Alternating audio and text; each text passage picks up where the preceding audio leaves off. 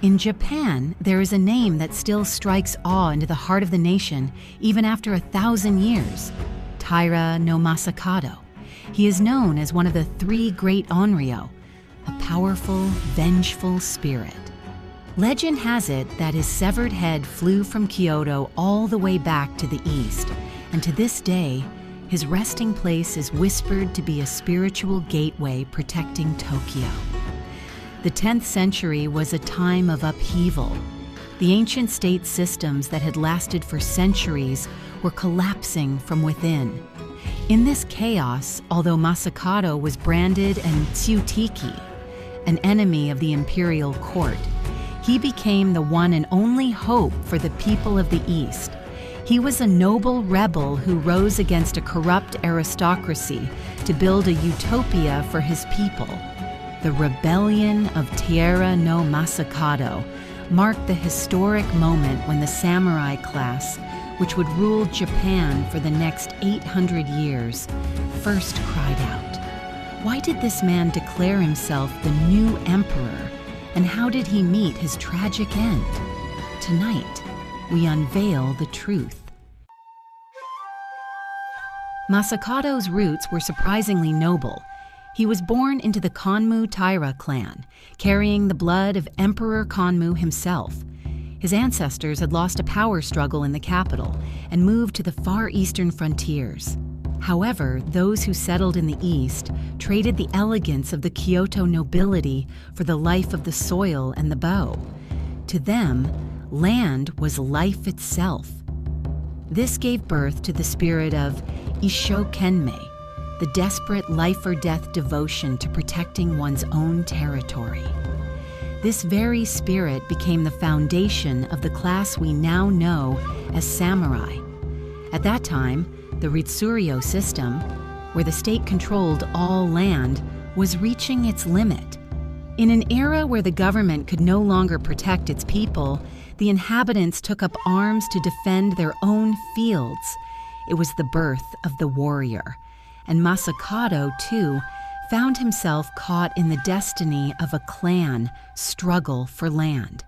It began as a family land dispute, but what propelled Masakado onto the stage of history was his spirit of gi, justice and duty. The eastern provinces were suffering under the heavy exploitation of corrupt officials from the capital. Masakado could not turn a blind eye to the cries of the oppressed, and finally he rose against the state. In 939, a decisive event occurred. A local powerful man, Fujiwara no Haruaki, raided a government warehouse after being pushed to his limit by excessive taxes.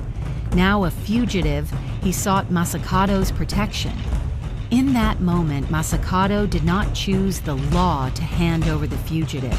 He chose justice to protect those in despair. This decision was viewed by the imperial court as a clear act of treason, and a massive subjugation order was issued against him. War spread rapidly, yet Masakado's advance was not one of plunder. When the wife of an enemy was captured in battle, he did not dishonor her.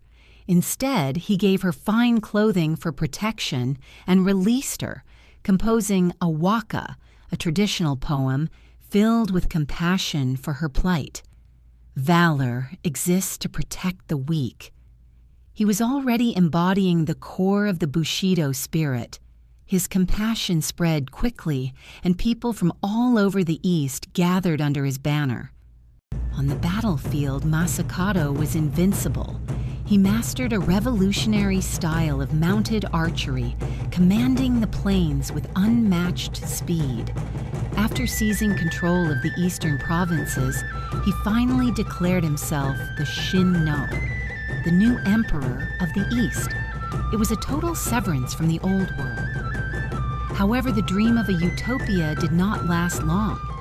In February 940, during a decisive battle against his former ally, Fujiwara no Hidesato, destiny took a turn. Under a freezing north wind, Masakado led only 400 elite riders against an army of thousands. Just as his overwhelming strength seemed to dominate the field, a sudden gust of wind blew against him. A stray arrow pierced his forehead. The hero collapsed silently onto the eastern earth he so dearly loved. The dream of a new kingdom ended abruptly in the winter wilderness. After Masakado's death, the people in the capital feared his wrath and tried to seal him away as a vengeful spirit. Yet for the people of the East, he remains a hero to this very day. This complex form of faith is still alive. For instance, Naritasan Shinshoji Temple in Chiba.